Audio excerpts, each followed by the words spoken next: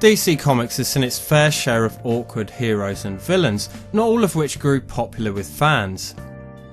With the growing number of superhero games from their rival Marvel Comics, DC attempted to gain some popularity during the 8 and 16-bit eras with a few games of their own. While there were a few that have become classics amongst gamers, there were a few that were unfortunately shut down during development for several different reasons. And such is the case for today's video, where we'll be discussing the unreleased fighting game featuring the popular DC character Lobo. Lobo made his very first appearance in the Omega Men issue number 3 comic back in 1983. The creation of the character Lobo was meant to be a parody of sorts to rival its other anti-hero counterparts of Marvel Comics, the likes of the Punisher and Cable. The only irony here is the readers and fans actually became attached to the character. This encouraged Lobo's creators, Keith Giffen and Roger Slifer, to expand his story and background, which eventually led to him having his very own series of comics. In an interview with co-creator Keith Giffen, he was quoted as saying, "I have no idea why Lobo took off.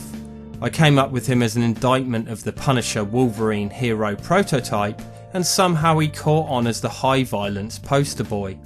Go figure." Lobo as a character was originally written as a villainous alien being from a planet known as Zarnia. He makes a living as a bounty hunter and mercenary, gaining a reputation for stopping at nothing to eliminate his targets. The reason why this is important is because all of this information was to be portrayed in an announced fighting game for the Genesis and Super Nintendo. The game was to be developed by Ocean Software. Many may remember Ocean as one of the most popular developers of the 1990s. They were responsible for games such as Batman for the NES to the SNES PAL version of Doom.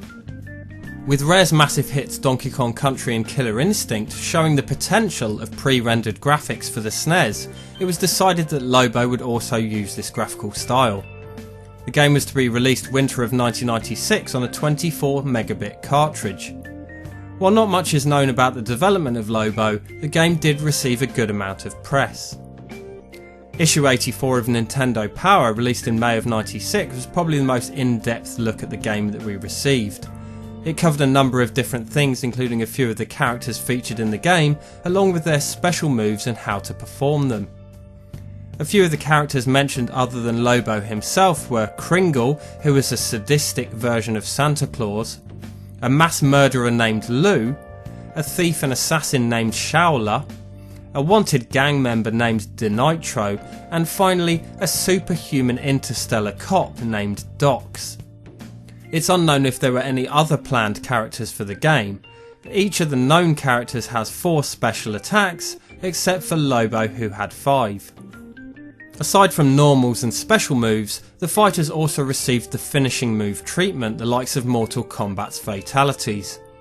If the player entered the proper inputs, the selected character would perform a finishing move, shown off in Volume 84 of Nintendo Power. The game also supported tap control special moves as well as motion special moves. If you aren't familiar with those, think of Mortal Kombat controls mixed in with Street Fighters. Lobo included 4 different modes, which was quite uncommon for a fighter at the time. It had a solo tournament mode, a 2-player mode, a multiplayer versus mode and a practice mode. It also allowed the player to select up to 3 different difficulties depending on your experience. Believe it or not, Lobo actually had a story for the single player mode.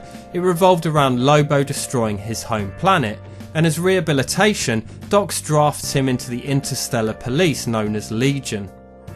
After an argument over his paycheck, Lobo returns to his old life as an outlaw bounty hunter, and Dox then gathers a team to go after him. If the player chooses to play solo mode, Lobo's the only character that you can play as. The opponents are then chosen at random, except for the final boss, who's always Dox. The only way to play as the other characters is to play in either versus mode or practice mode. An interesting feature of the game were the health meters, of which there were 2. The lower health bar shows the fighter's overall health, while the upper health bar shows 1/4 of the player's strength at a time. even though the health bars don't seem to be programmed properly in the ROM, and yes, the ROM to Lobo has been found and dumped thanks to the Spanish site Sega Saturno. And other than a few glitches here and there, the game seems to be about 85% complete. The only other thing missing from my experience is the combo indicator. As you're playing, it's difficult to know if your attacks are linking because there is no indicator to tell you so. It's also important to note that the Sega Genesis and Super Nintendo versions are slightly different, the main differences being the animations as well as the health bar displays. The Genesis version is the only version to have the fatality system implemented, however it isn't known if it was completely omitted from the SNES version or if they simply didn't get around to programming it. Unfortunately, Ocean Software cancelled Lobo as the game was nearing its release. It was never made clear why the game was cancelled, but it was rumoured to have something to do with financial issues within the company. Overall, I would say the game is at least playable. It's by no means on the level of Street Fighter or Killer Instinct, but it showed promise. And who knows what would have been accomplished had the game reached its final production stage. Lobo's popularity never stopped growing, so much so in fact that he has recently appeared in popular fighting games such as NetherRealm's Injustice as a DLC character. Lobo's also supposedly going to be in the live action series Krypton. And just a fun fact, Marvel Comics Stan Lee has been quoted as saying that Lobo is his favourite DC Comics character. And that brings us to the end of the video. Thank you very much to Evil Pixel for having me on for this episode, and thank you very much for watching.